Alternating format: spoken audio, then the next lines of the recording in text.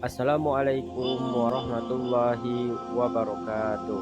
Selamat pagi anak-anak Bapak sekalian. Semoga kalian dalam keadaan sehat selalu dan selalu disayangi oleh Allah Subhanahu wa taala.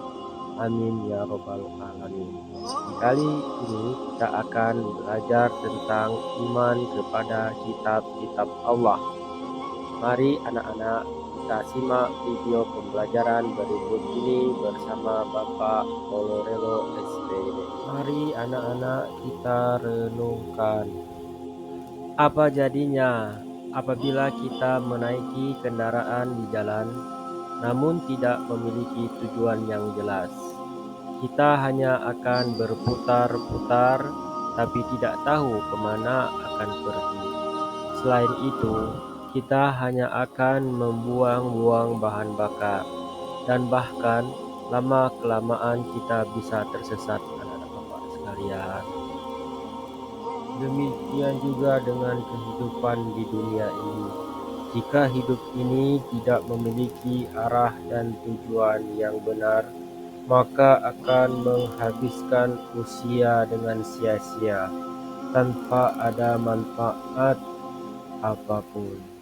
Maka manusia akan menjadi tersesat, yang akhirnya sengsara di dunia maupun di akhirat. Maka dari itu Allah menurunkan kitab-kitabnya agar manusia tidak tersesat. Ada kitab Taurat, kitab Zabur, kitab Injil, dan Al-Quran. Yang pertama kita akan membahas tentang kitab Taurat. Apa itu kitab Taurat? Kitab Taurat merupakan kitab yang diwahyukan kepada Nabi Musa untuk membimbing Bani Israel.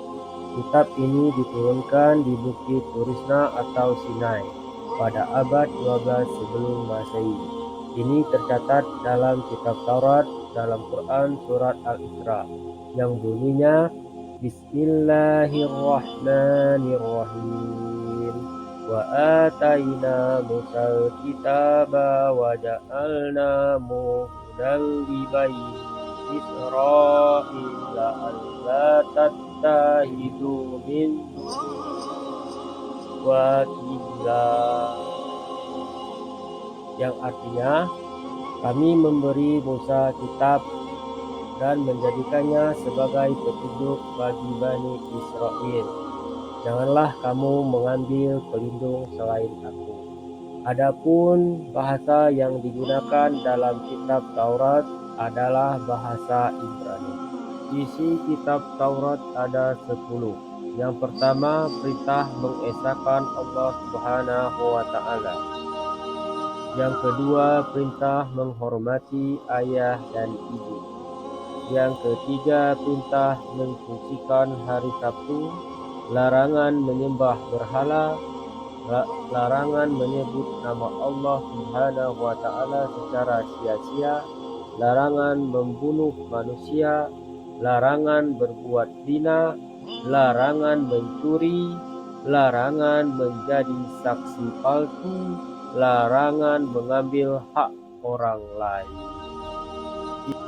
Yang kedua, kitab Zabur.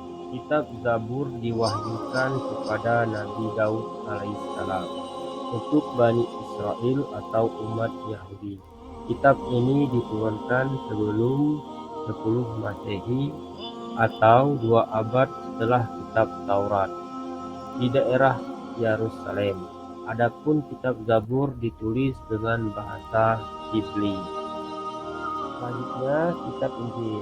Kitab Injil diturunkan kepada Nabi Isa alaihissalam pada permulaan abad 1 Masehi atau 11 abad setelah kitab Zabur diturunkan. Kitab Injil diturunkan di daerah Yerusalem dengan bahasa Suryani dan diperuntukkan bagi Bani Israel. Adapun dalil tentang kitab Injil adalah Bismillahirrahmanirrahim.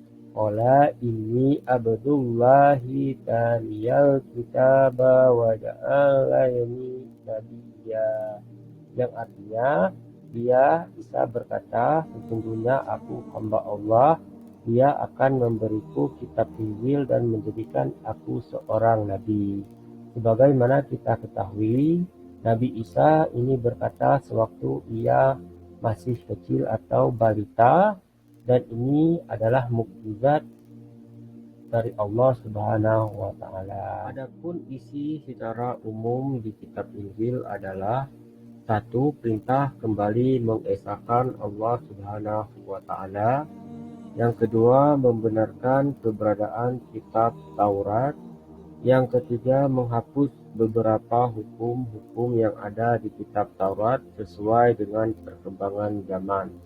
Yang terakhir, menjelaskan bahwa kelak akan datang seorang nabi setelah Nabi Isa alaihissalam, yaitu Nabi Muhammad Shallallahu alaihi wasallam.